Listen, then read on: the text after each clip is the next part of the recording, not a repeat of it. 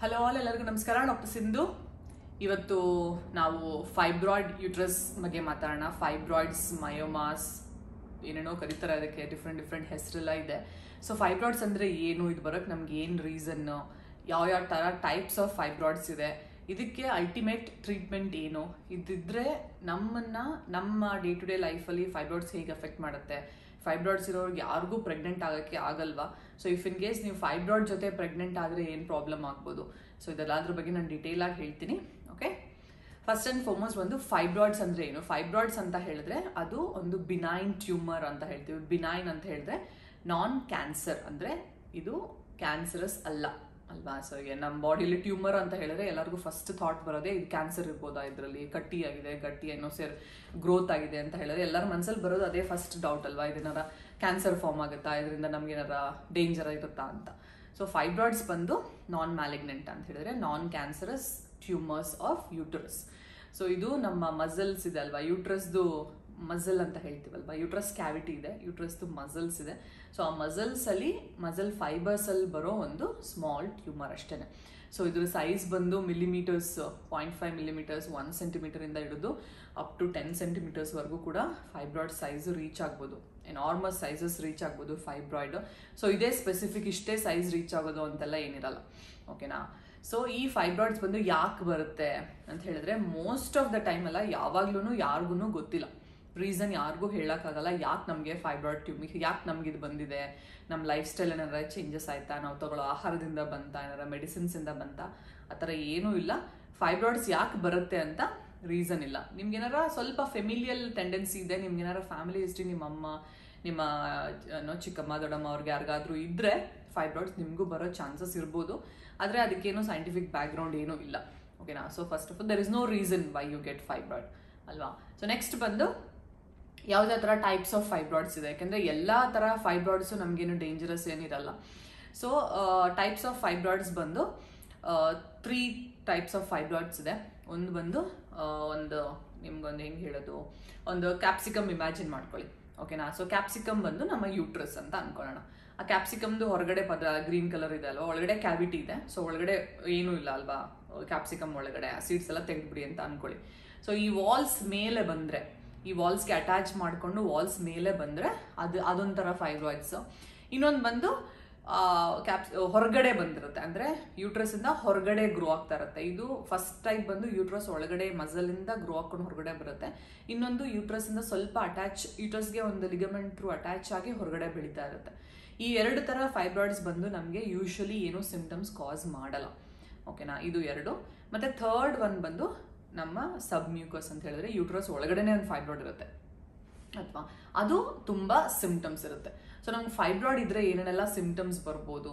So submucous, if in case fibroid ಏನಾದ್ರು uterus ಒಳಗಡೆ ಇದೆ ಅಂತ ಹೇಳಿದ್ರೆ ನಿಮಗೆ ಮೆನ್ಸ್ಟ್ರುವಲ್ ಪೇಯ್ನು ತುಂಬ ಜಾಸ್ತಿ ಇರುತ್ತೆ, ಮತ್ತು ನಿಮಗೆ ತುಂಬ ಹೆವಿ ಬ್ಲೀಡಿಂಗ್ ಇರುತ್ತೆ, ಮತ್ತು ನಿಮಗೆ ಪ್ರೆಗ್ನೆನ್ಸಿ ಆಗೋಕ್ಕೆ ಇದಿದ್ರೆ ಸಾಧ್ಯ ಇರಲ್ಲ. ಯಾಕೆಂದರೆ ಯೂಟ್ರಸ್, ನಮ್ಮ ಇಂಪ್ಲಾಂಟೇಷನ್ ಯೂಟ್ರಸ್ ಒಳಗಡೆನೇ ಆಗಬೇಕಲ್ವಾ. ಸೊ ಇದು ಬಂದು ಯೂಟ್ರಸ್ ಒಳಗಡೆನೇ ಇರುತ್ತೆ. ಸೊ ನಮ್ಮ ಇಂಪ್ಲಾಂಟೇಷನ್ ಆಗೋ ಜಾಗದಲ್ಲೇ ನಮ್ಗೆ ಇದಿರೋದ್ರಿಂದ ನಮಗೆ ಪ್ರೆಗ್ನೆನ್ಸಿಗೆ ಅದು ಹಿಂಡರೆನ್ಸ್ ಕಾಸ್ ಮಾಡ್ಬೋದು, ಓಕೆನಾ. ಸೊ ಹಾಗಾಗಿ ನಮಗೆ ಅದು ಒಂದು ಡೇಂಜರಸ್ ಫಾರ್ಮ್ ಆಫ್ ಫೈಬ್ರಾಯ್ಡ್ಸ್. ಅದಿದ್ದರೆ ಅದಕ್ಕೆ ಟ್ರೀಟ್ಮೆಂಟ್ ಬಂದು ರಿಮೂವಲ್, ಅದನ್ನು ಖಂಡಿತ ಹಿಸ್ಟ್ರೋಸ್ಕೋಪಿ ಮಾಡಿ ರಿಮೂವ್ ಮಾಡಬೇಕಾಗುತ್ತೆ ಅದನ್ನು, ಓಕೆನಾ. ಇನ್ನು ಈ ಇಂಟ್ರಾಮ್ಯೂರಲ್ ಅಂದರೆ ಯೂಟ್ರಸ್ ಮಸಲ್ ಒಳಗಡೆ ಬೆಳೆಯೋದು ಅಥವಾ ಯೂಟ್ರಸ್ ಅಟ್ಯಾಚ್ಡ್ ಆಗಿ ಬೆಳೆಯೋದಕ್ಕೆಲ್ಲ ಏನೂ ಸಿಂಪ್ಟಮ್ಸೇ ಇರಲ್ವಾ ಅಂತ ಹೇಳಿದ್ರೆ ಮೋಸ್ಟ್ ಆಫ್ ದ ಟೈಮ್ ಅದಕ್ಕೇನು ಸಿಂಪ್ಟಮ್ಸ್ ಇರಲ್ಲ. ಅದಕ್ಕೆ ತುಂಬ ಸಲ ಬಂದು ನಾವು ಫೈಬ್ರಾಯ್ಡ್ಸ್ ಅಂತ ಹೇಳಿದ್ರೆ ಏನಕ್ಕೋ ಬೇರೆದಕ್ಕೆ ಸ್ಕ್ಯಾನ್ ಮಾಡ್ಸೋಕೆ ಹೋಗಿರ್ತೀರಾ. ಸೊ ಸಡನ್ ಆಗಿ ನಿಮ್ಗೇನೋ ಫೈಬ್ರಾಯ್ಡ್ಸ್ ಇದೆ ಅಂತ ಹೇಳಿರ್ತಾರೆ, ನೀವು ತುಂಬ ಸರ್ಪ್ರೈಸ್ ಆಗ್ಬೋದು, ನನಗೇನು ಸಿಂಪ್ಟಮ್ಸೇ ಇಲ್ಲ, ಏನೂ ಇಲ್ಲ, ಹೆಂಗೆ ಬಂತು ನನಗೆ ಅಂತ.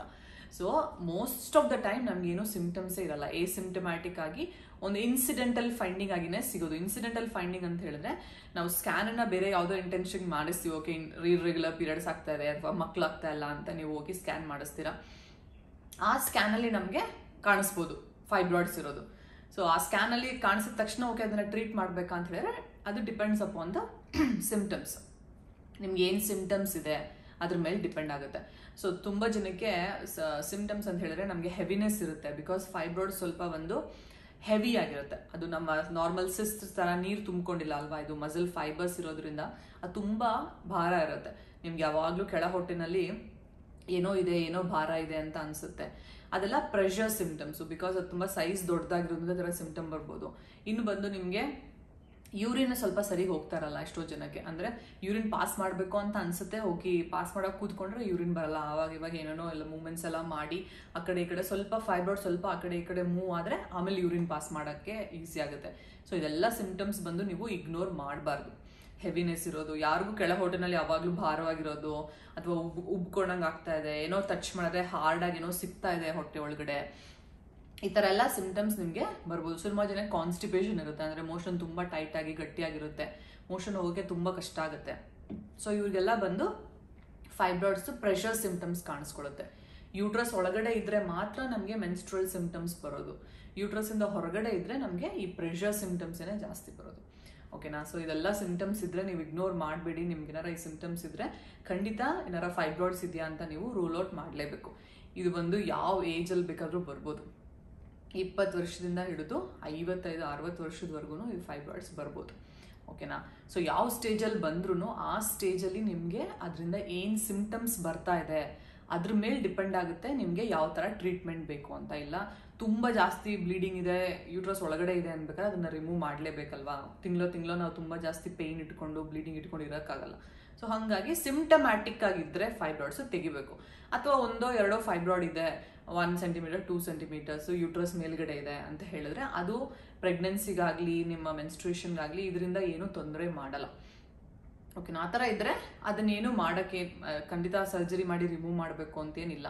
ತುಂಬ ಮಲ್ಟಿಪಲ್ ಫೈಬ್ರಾಯ್ಡ್ಸ್ ಇದೆ, 5-6 ಫೈಬ್ರಾಯ್ಡ್ ಇದ್ದಾವೆ, ಒಂದೊಂದು ಫೈಬ್ರಾಯ್ಡು 5-6 ಸೆಂಟಿಮೀಟರ್ಸ್ ಹಂಗಿದೆ ಅಂತ ಹೇಳಿದ್ರೆ ಅದು ಯೂಟ್ರಸ್ನ ಕ್ಯಾವಿಟಿನೇ ಡಿಸ್ಟಾರ್ಟ್ ಮಾಡಿಬಿಡುತ್ತೆ. ಅಂದರೆ ನಮಗೆ ಹೊರಗಡೆ ಇದ್ರೂ ಅದು ಪುಷ್ ಮಾಡುತ್ತೆ ಎಂಡೋಮೆಟ್ರಿಯಮ್ನ, ಹೊರಗಡೆಯಿಂದನೇ ಬೆಳ್ಕೊಂಡು ಒಳಗಡೆ ಹೋಗುತ್ತೆ. ಸೊ ಆ ಥರ ಹೋದಾಗಲೂ ನಮಗೆ ಪ್ರೆಗ್ನೆನ್ಸಿಗೆ ಪ್ರಾಬ್ಲಮ್ ಆಗುತ್ತೆ.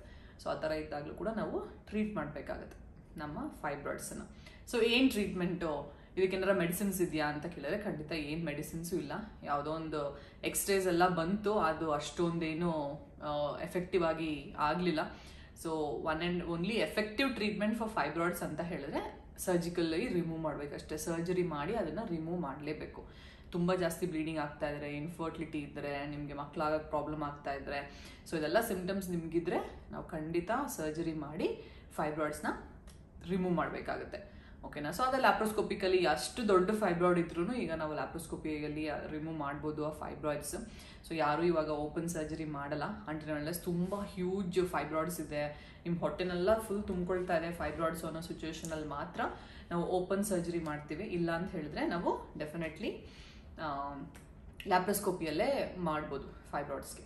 ಸೊ ಇದೇನೆ ನಮ್ಮ ಹೋಲ್ ಟ್ರೀಟ್ಮೆಂಟ್, ಸಿಂಪ್ಟಮ್ಸ್, ಸೈನ್ಸ್, ಏನೇನೆಲ್ಲ ಸಿಂಪ್ಟಮ್ಸ್ ಬರ್ಬೋದು, ಇದು ಹೇಗೆ ಅದನ್ನ ಟ್ರೀಟ್ ಮಾಡಬೇಕು ಅಂತ.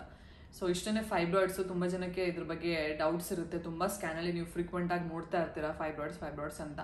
ಸೊ ಇದೊಂದು ನಿಮಗೆ ಜನರಲ್ ಐಡಿಯಾ ಸಿಕ್ತು ಅಂತ ಅಂದ್ಕೊಳ್ತೀನಿ. ವಾಟ್ ಈಸ್ ಫೈಬ್ರಾಯ್ಡ್ಸ್ ಬಂದರೆ ತುಂಬ ವರಿ ಮಾಡ್ಕೊಳ್ಳೋದು ಬೇಕಾಗಿಲ್ಲ. ಅದು ಖಂಡಿತ ಟ್ರೀಟ್ಮೆಂಟ್ ಇದೆ. ನಮ್ಗೆ ಏನಾದ್ರು ಸಿಂಪ್ಟಮ್ಸ್ ಇದೆ ಅಂತ ಹೇಳಿದ್ರೆ ಅದನ್ನು ಖಂಡಿತ ಟ್ರೀಟ್ ಮಾಡಿ ನಾವು ಕ್ಯೂರ್ ಮಾಡ್ಕೋಬೋದು. Okay, so that's all about fibroid uterus. ಮತ್ತೆ ಇನ್ನೊಂದು ವಿಡಿಯೋ ಜೊತೆ ಸಿಗೋಣ. Till then take care and bye.